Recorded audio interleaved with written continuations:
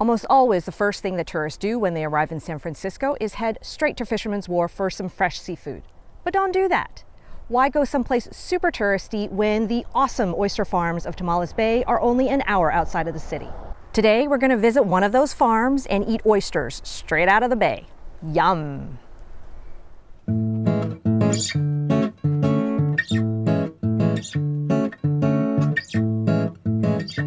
Tomales Bay is a small inlet in Marin County, which is best known for its rich farmlands, which it shares in common with the famous vineyards of neighboring Napa and Sonoma counties.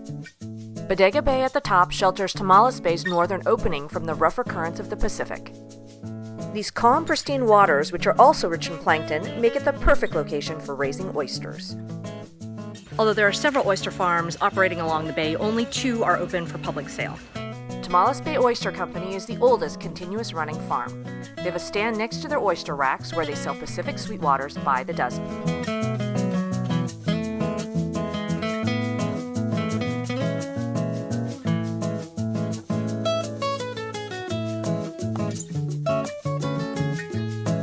They used to have a first-come, first-served picnic area, which was shut down about 2 years ago.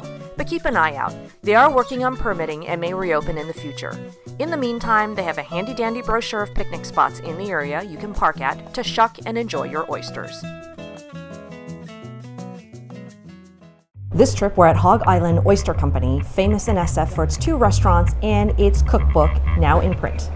This is their 160-acre farm in the town of Marshall in Marin, where you're eating seafood direct from the water. The company was started in 1983 by 2 marine biologists, John Finger and Terry Sawyer. Hog Island also raises the largest variety of bivalves. In addition to the traditional Pacific sweetwater, they will seasonally raise Atlantics, Japanese Kumamotos, French bellons, and offer Mediterranean mussels and manila clams on the menu.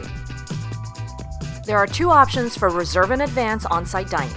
Rent a picnic table in 3-hour slots and DIY your own grilling and shucking. Outside food is allowed.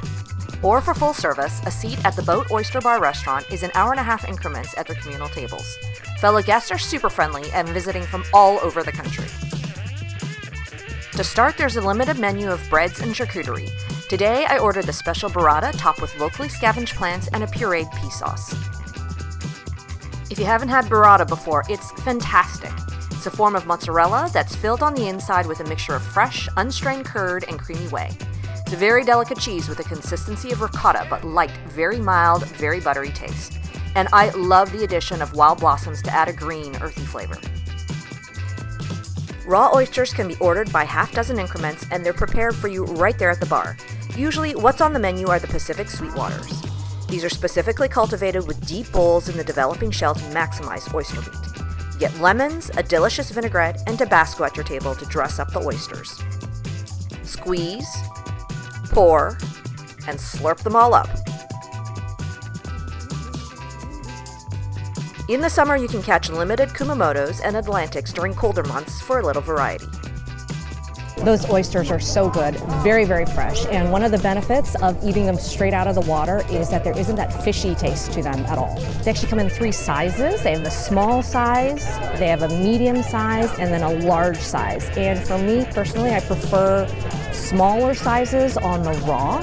I don't tend to like them meaty, but that's a personal taste thing. Barbecued oysters are 4 per order, and they shuck the large ones for these that can take up to 2 years to grow.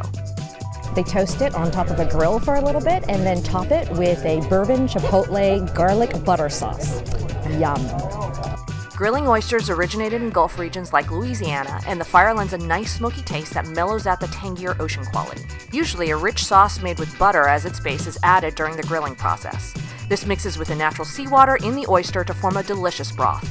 Loosen the oyster before eating, and don't lose the juice when you pop it in your mouth. A lot of people don't like raw oysters because of the texture, but the nice thing about barbecuing is that it firms up the meat a little, and so it's not as slimy.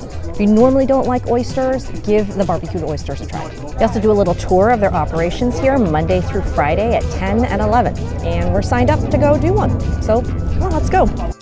This hour-and-a-quarter tour is mostly educational, with a good chunk dedicated to an agricultural talk on the area and farming practices. Hog Island is a special B Corporation because of its high social and environmental commitment. You'll get a few minutes to visit the sorting and packing area where oysters are stored in saltwater tanks until they get delivered for use. The tour ends with a handy-dandy shucking class, and you get 3 large oysters of your own to practice and, of course, eat. It was surprisingly easy, so don't be intimidated by the process.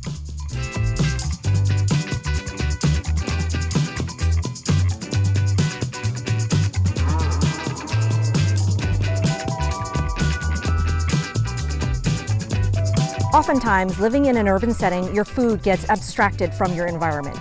Visiting farms like this is a great way to reconnect with the food chain and where it all comes from, how it's raised, prepared, and delivered to your table. Do try to visit when you have the opportunity. Eat, learn, and appreciate. Till next time, peace.